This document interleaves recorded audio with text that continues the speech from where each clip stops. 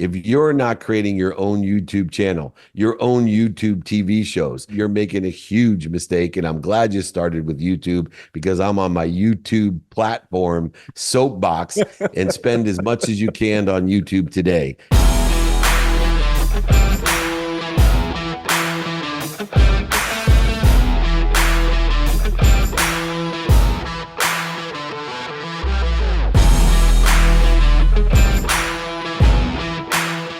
Welcome to Inside the Coaching Call with David Meltzer. I am your host, Shawn Walchef.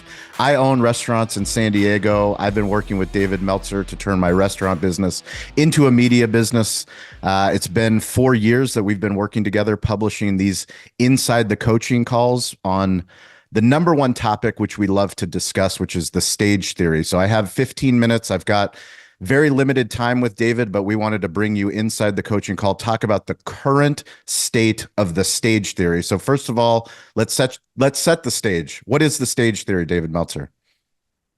Well, thousands of years ago, Shakespeare said, the whole world is your stage. And I'm amazed by that statement because how did he know that? Because when he created Hamlet, when he created all of the amazing Shakespearean works, he had no idea that the whole world was actually going to be his stage because it wasn't his stage when he wrote those books. And yet today, in every single city, state, country around the world, the whole world is Shakespeare's stage. His plays, his books, his poems, everything of Shakespeare is all over the world. And the difference is today it's available to everyone. You don't have to be Shakespeare to access the unfathomable size, scope, and scales of an audience of 7.6 billion people. And so people are limited by their imagination because it creates their self-image, and they never will overachieve their own self-image. And inherently, upon understanding this, when you know the whole world is your stage, you won't worry about being a content creator, Shawn. You will worry, or you will focus, you will be intentional about being a content capturer, and then be a content creator, amplifier, and perpetuator. So let's talk specifics here. Meltzer has a media machine. Justin has done an amazing job building out the team, but I want to go platform specific. We're recording in October of 2024. What are the lessons that you have learned for each platform? So let's start with YouTube. 122,000 subscribers, 2,500 videos you've posted. What have you learned about YouTube and your YouTube journey? Well, first of all, I have not focused in on YouTube until this year. And the reason I started to... That is, please share. I would love to hear why. Because Shakespeare, YouTube, when I started to post, was a great place just to take all the long form content that I had and post it up and see who it resonated with, to build a community slowly, but the community is hyper engaged. But the reason I started to focus in on it is because YouTube TV bought the Sunday Ticket. YouTube TV has NFL rights. Once YouTube became the biggest TV station in the world and will grow to be the biggest TV station in the world, I have put about 80% of my efforts into YouTube because I now can be Friends. I can be a TV show that 10 years from now, everybody will watch. It is bigger than Netflix. It's bigger than CBS, NBC, and Fox combined. If you're not spending money on YouTube, if you're not creating your own YouTube channel, your own YouTube TV shows, if you're not licensing content and licensing historical communities that will align with YouTube, you're making a huge mistake. And I'm glad you started with YouTube because I'm on my YouTube platform soapbox and spend as much as you can on YouTube today. It'll never be cheaper and it'll only be more powerful. Well, I I knew you would say that. This is why I do these calls. I want to know what the current state of Meltzer is. I have Cameron Hardy. He is off camera, but he has been hired to the Cali BBQ Media team. He is our YouTube specialist. So I've actually hired two YouTube specialists to help exactly amplify the content that we're not only doing for our shows, restaurant influencers, digital hospitality, but also the shows that we do for our clients. And I learned from the best. And that's David Meltzer, who has office hours, who has the 2 minute drill. Before we get to those platforms, let's talk about Instagram. Instagram, you have 614,000 followers. You've done over 6,000 posts. What have you learned about the current state 2024 of Instagram? Instagram is consumer centric, and it means, and I've been preaching this for years, Shawn, and I just saw my boy Gary Vee, who taught me a lot of this shit, finally come on board to me. I have said for so many years, and you're going to roll your eyes because you've heard it so many times, that until the people that love you, until the people who are addicted to your content, until you hear from one of those people that actually give a shit about your content and you, that you're posting too much, you haven't even hit the minimum amount in order to get the exposure and awareness that you need by posting. So those people that tell you that don't post more than 3 times a day, don't post more than 1 time a day, post at the same time of the day, are full of shit. In order to test and go, you need to post a tremendous amount of content in order to facilitate gathering a frequency, a neighborhood of people that resonate with you. You see, although I don't have the most followers in the world, I have probably on Instagram one of the highest numbers of engaged ambassadors with high net wealth background in inventory of themselves. By far, people tell me all the time, dude, I love your reels. I love your Instagram. I'm like, oh, do you follow me? No, but I watch you, man. And these are CEOs. These are Yep. family office guys. I was going to Dubai to speak at GTEx, right? And I'm a 6-figure speaker internationally. I won't go overseas. And then because of Instagram, some person that never follows me, Yep. right, but watches me, calls and said, hey, I saw you're going to be over here. Can I give you another 75 grand to speak in the morning that you're going to speak?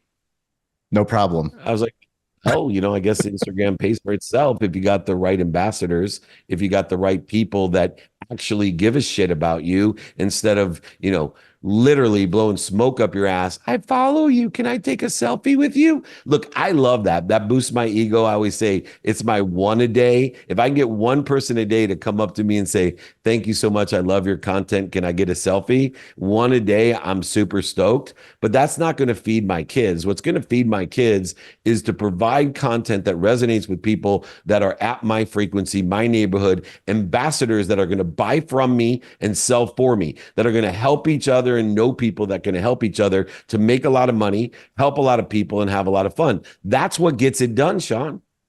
Tell me about live streaming, multiple platform live streaming. Obviously, Instagram, you hit it hard, I but was you're the also on first all multiple platforms. platform live streamer in the world, and you saw me do it. We I called it watched it. Sanford and Son. We had different devices and arms and different computers, and people would be like, how the hell are you going live on all the different platforms at once?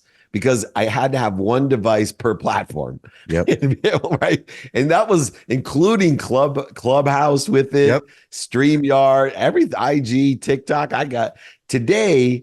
You should be going live every day if that's at your essence. You see, I'm blessed because I love and I've learned to love going live. Yeah. I'd rather go live every day than go to the golf range, Yep. right? For me. And guess what, Shawn? You know this about my speaking career. You know this about my social media career.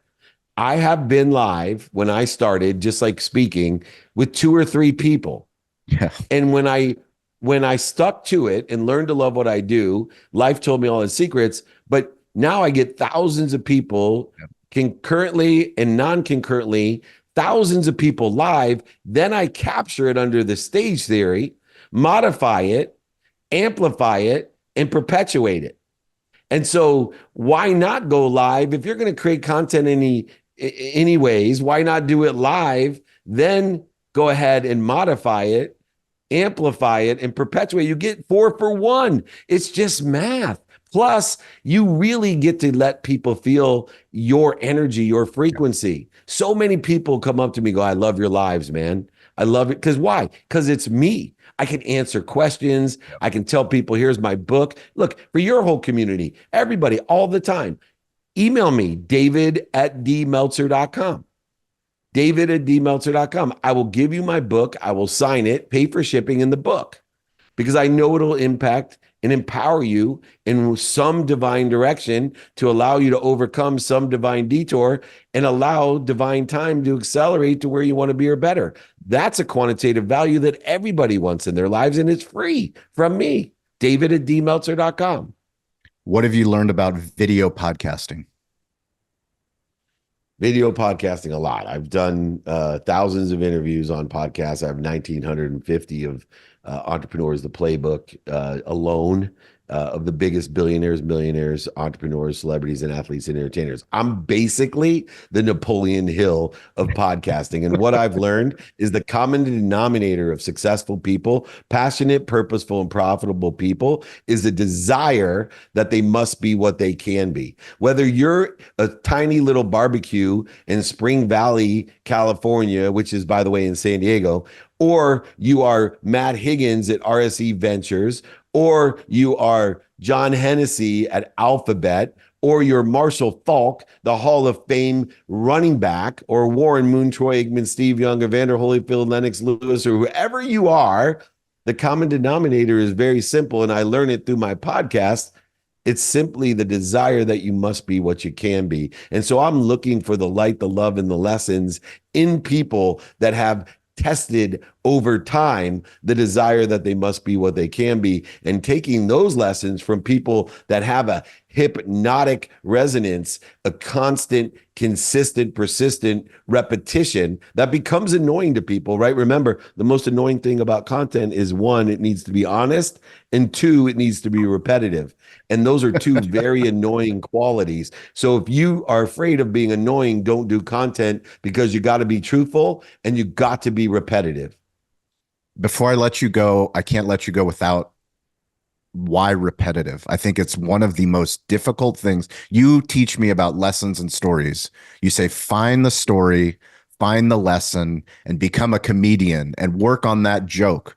That joke, you need to tell that joke thousands of times, tens of thousands of times before you get your Netflix special, because that's what a keynote presentation is. That's what a TED Talk is. That's what content is. Talk about repetition before we close out. Two things about repetition you need to know. The simple things to do are simple not to do every day. The simple things to do are simple not to do in a repetitive fashion. So if you want to separate yourself and give yourself some distance, as well as reduce some distance of resistance, then you got to be repetitive. Because the simple things to do, like saying thank you, are simple not to do every day. So if you want to live in the empty mile, you can live with everybody else that does things every once in a while, goes the extra mile for 16 hours on a Saturday, and then uses that to justify why they're not where they want to be. Or you can live in an empty mile with very little competition, because you understand the simple things to do are simple not to do every day. One reason to be repetitive.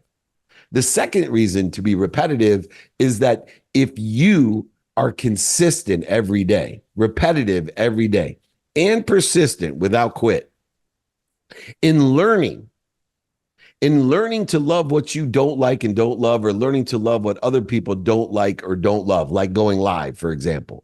If you can enjoy the consistent everyday and persistent pursuit of that which other people don't like or love, or you don't like or love, life will tell you all its secrets. It'll make it easy. It'll take away the dis-easy. It'll shorten the distance of resistance to your life, give you wisdom, and encourage you and inspire you with more faith, because it takes wisdom and faith to shorten the distance of resistance in your life.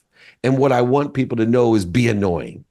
Be annoying. Be honest with yourself. Illuminate. Be vulnerable. Be honest with other people about who you are and what you want to become, and be repetitive. Be annoying to your kids, your associates, your vendors, your family, and especially your neighborhood. And I promise you, life will be easy, and it will dissipate, dissolve, and disappear the dis-easy. There it is. Get on YouTube, be repetitive, stay curious, get involved. Don't be afraid to ask for help. That's David Meltzer. We have a full series, a full library of content inside the coaching calls with David Meltzer. David, you're the man. Go Padres. Go Padres. See you, Shawn. Great job. Appreciate you. Thank you.